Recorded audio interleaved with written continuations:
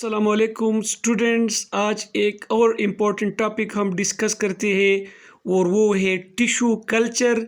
Specially इस lecture में हम टिश्यू कल्चर डिस्कस करेंगे, टिश्यू कल्चर की मेजर स्टेप डिस्कस करेंगे और जो टिश्यू कल्चर की टेक्निक है वो टेक्निक इस लेक्चर में आज हम कवर करेंगे। तो आइए स्टार्ट करते हैं। What is tissue culture? In vitro cultivation of plant cell or tissue under aseptic and controlled environmental condition in a liquid or semi-liquid well-defined media for the production of primary or secondary metabolite or to generate plant। इसका क्या मतलब है कि जब हम एक plant से cell लेते हैं या टिश्यू लेते हैं और ये प्लांट और सेल, ये प्लांट या टिश्यू हम लैब में ग्रो करते हैं सेमी लिक्विड मीडिया पे या लिक्विड मीडिया पे, लेकिन ये मीडिया जो है ये असल में डिफाइंड मीडिया होगा, मतलब इसका कंपोजिशन नोन होगा। और इस लैब में कंडीशन क्या होगी कि एसेप्टिक कंडीशन होगी, मतलब ये यहाँ पर कंटेमिनेशन न हो, और इन्वायरमेंटल कंडीशन होगी, मतलब कंट्रोल इन्वायरमेंटल कंडीशन का क्या मतलब है कि जो इन्वायरमेंटल कंडीशन है वो टिश्यू या सेल इसमें इजीली ग्रो कर सकेगा।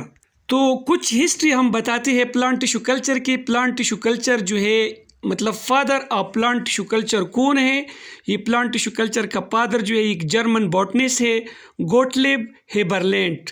ये एक इम्पॉर्टेंट एमसीक्यूज़ है कि फादर ऑफ टिश्यू कल्चर जो है प्लांट टिश्यू कल्चर वो गोटलिब हेबरलैंड है 1902 में, क्योंकि 1902 में इस साइंटिस्ट ने प्लांट टिश्यू कल्चर का इम्पोर्टेंस जो है वो बताया है। इसने क्या कहा? He said plant cell possess totipotency. इस साइंटिस्ट ने क्या कहा? इसने कहा कि जो प्लांट का सेल है, एनी टाइप ऑफ सेल, इसमें टोटिपोटेंसी है। टोटिपोटेंसी का मतलब ये है कि it have the potential to produce any organ और टिश्यू ऑफ द प्लांट, मतलब वो टिश्यू, वो सेल्स जिसमें टोटिपोटेंसी मौजूद हो, वो प्लांट का एनी टाइप ऑफ ऑर्गन और या एनी टाइप ऑफ टिश्यू बना सकता है। तो जो गोटलिब हेबरलैंड है, इसने क्या किया? इसने importance of tissue culture discuss किया और साथ में कहा कि प्लांट जो है ये टोटिपोटेंट है। नेक्स्ट हम डिस्कस करते हैं कि major step plant tissue culture का क्या है। सबसे जो पहला स्टेप है वो सिलेक्शन ऑफ एक्सप्लांट है, ये हम डिस्कस करेंगे एक्सप्लांट क्या है। फिर क्या है? स्टेरिलाइजेशन है, media preparation, inoculation, development of callus, appearance of plantlets और हार्डनिंग। आइए ये देख स्टेप बाय स्टेप डिस्कस करते हैं कि इसका क्या मतलब है। सबसे पहले हम डिस्कस करते हैं कि व्हाट इज एक्सप्लांट। एक्सप्लांट क्या होता है? Explant are any excised part of the plant to be used in tissue culture. जब हम प्लांट से एनी टाइप ऑफ टिश्यू या सेल सेपरेट करते हैं और इससे टिश्यू कल्चर इनिशिएट करते हैं, इसको हम एक्सप्लांट कहते हैं। फॉर एग्जांपल, अगर मैं इस प्लांट से लीफ आइसोलेट करूं और टिश्यू कल्चर इससे स्टार्ट करूं तो ये एक्सप्लांट है। या इसके अलावा हम स्टेम को भी यूज कर सकते हैं, रूट को, शूट टिप को, एंथर, ओवरी और एंडोस्पर्म वगैरह, ये हम एज एक्सप्लांट लेते हैं। लेकिन आपने याद रखना है सबसे बेस्ट एक्सप्लांट कौन सा होता है। Always young and healthy parts of plant are selected as explant. लेकिन आपका कोशिश ये होना चाहिए कि जो सबसे हेल्दी मतलब पार्ट हो प्लांट का वो आपने एज एक्सप्लांट लेना है।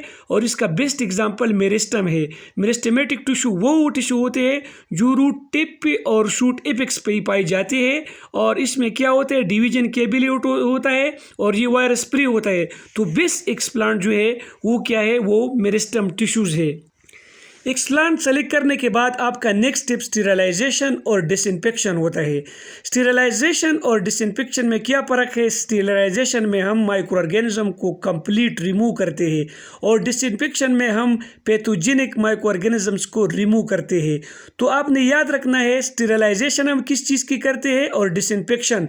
तो जो हमारा एक्सप्लांट होता है, जो पार्ट आपने प्लांट से आइसोलेट किया है टिश्यू कल्चर के लिए, सबसे पहले आपने इसको डिसइंफेक्ट करना है, मतलब है कि इससे जो पैथोजेनिक ऑर्गेनिज्म है वो रिमूव करना है। वो किस तरीके से आप रिमूव करते हैं? इसके लिए मुख्तलिफ केमिकल यूज़ होता है और इस केमिकल को हम डिसइंफेक्टेंट कहते हैं। For example sodium hypochloride, silver nitrate, calcium hypochloride, bromine water, mercury chloride, hydrogen peroxide वगैरह वगैरह। और इसके साथ आप एंटीबायोटिक को भी यूज़ कर सकते हैं। और जो अपरेटस होता है लैब में, जो टिश्यू रूम होता है, इसमें जो अपरेटस होता है और जो लिमिनर फ्लूइड होता है, ऑटोक्लेव मशीन लिमिनर फ्लूइड होता है, इसमें आपने काम करना है और इसने आपने साफ करना है, स्टेरलाइज करना है, इससे पैथोजेनिक बैक्टीरिया वगैरह सब कुछ जो है रिमूव करना है। नेक्स्ट टिप हमारा साथ है मीडिया प्रिपरेशन। मीडिया क्या होता है? मीडिया वो मतलब कंपोजिशन होता है जिसमें न्यूट्रन मौजूद होते हैं। तो प्लांट के लिए ऑर्गेनिक, इनऑर्गेनिक न्यूट्रिएंट और इनऑर्गेनिक न्यूट्रिएंट जो है वो मतलब और ऑर्गेनिक न्यूट्रिएंट की ज़रूरत होती है। तो इनऑर्गेनिक न्यूट्रिएंट में कुछ मैक्रो न्यूट्रिएंट होते हैं, जो 6 मैक्रो न्यूट्रिएंट है: nitrogen, phosphorus, sulphur, calcium, potassium और मैग्नीशियम। और माइक्रो न्यूट्रिएंट वो होते हैं जो प्लांट के लिए लिस अमाउंट में मौजूद होते रिक्वायर होते हैं। वो है molybdenum, iron, copper, zinc, boron, manganese, ये आप मीडिया में ऐड करते हैं। और ऑर्गेनिक न्यूट्रिएंट में कार्बन और नाइट्रोजन सोर्स के लिए आप मुख्तलिफ सब्सटेंसेस यूज़ कर सकते हैं। सक्रोज, फ्रक्टोज और कार्बोहाइड्रेट जो है ये कार्बन सोर्स के लिए यूज़ कर सकते हैं। विटामिन और अमीनो एसिड और नाइट्रोजन सोर्स जो है, नाइट्रोजन सोर्स के लिए आप विटामिन को ऐड कर सकते हैं, मतलब अमीनो एसिड को। तो थायमीन जो है ये एक एसेंशियल विटामिन है। समझ आ रही है? Where is inositol, pyridoxine, nicotinic acid, pantothenic acid, ये जो है ये प्रोमोटरी विटामिन है। इसके अलावा जो मीडिया है वो आप सॉलिड भी यूज़ कर सकते हैं और लिक्विड भी। लेकिन आपने याद रखना है कि मीडिया में अपने हार्मोन भी यूज़ करने हैं। मुख्तलिफ हार्मोन है, ऑक्सीन है, जिब्रेलिन है, साइटोकाइनिन है, एब्सिसिक एसिड है, इथाइलिन वगैरह है।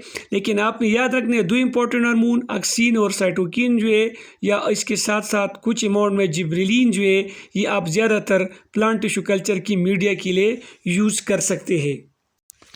नेक्स्ट स्टेप हमारा क्या है? जब आप मीडिया बनाते हैं तो फिर नेक्स्ट स्टेप इनोकुलेशन है।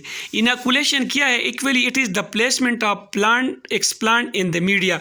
जब आप एक्सप्लांट लेते हैं और इस मीडिया में ऐड करते हैं, इसको क्या कहते हैं? इनोकुलेशन। ये लिक्विड सस्पेंशन, मतलब जो लिक्विड होता है, ये मीडिया जो होता है ये सॉलिड भी हो सकता है और लिक्विड भी हो सकता है। लिक्विड मीडिया हम सस्पेंशन कल्चर के लिए यूज़ कर सकते हैं। नेक्स्ट स्टेप इसके बाद इंक्यूबेशन है।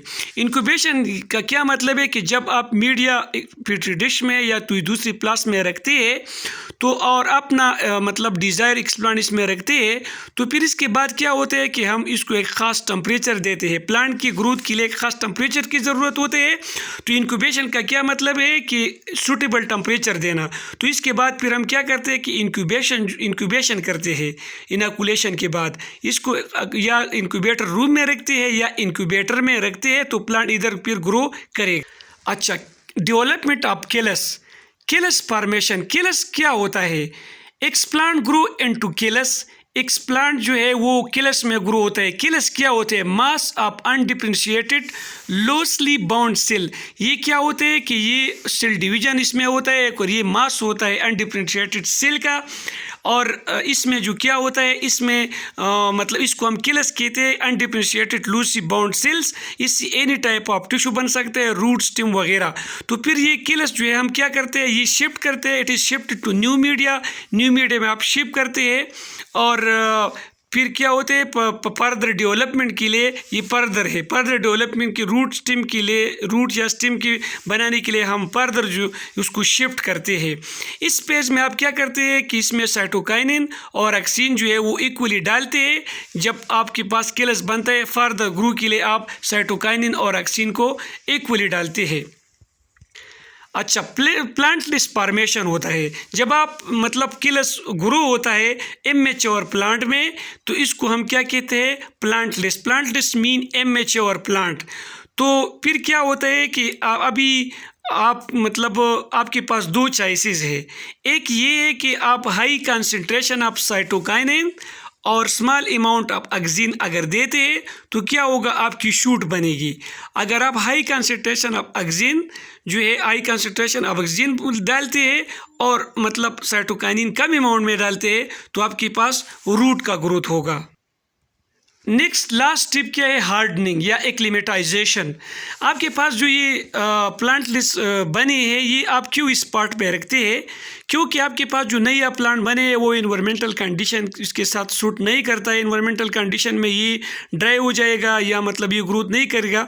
तो जब आप साइल में रखते हैं खेत में, मतलब जो प्लांट आपके साथ वूल बना है वो आप शिफ्ट करते हैं, इससे पहले आप उसको क्या करते हैं, plantlets are transported to potted soil और ग्रीन हाउस इन्वायरमेंट। तो सबसे पहले क्या करते हैं कि आप उसको पॉटेड साइल में डालते हैं, ठीक है ना, और या आप उसको ग्रीन हाउस इन्वायरमेंट में रखते हैं ताकि ये प्लांट आज ही हो जाए इन्वायरमेंट के साथ। इसको हम हार्डनिंग कहते हैं या एक्लिमेटाइजेशन कहते हैं। नेक्स्ट लेक्चर में हम डिस्कस करेंगे ये जो मैंने स्टेप बताए हैं, अब वो डिस्कस करेंगे और साथ में हम डिस्कस करेंगे कि type of plant tissue culture कौन, मतलब कितने टाइप के प्लांट टिश्यू कल्चर है on the basis of explant.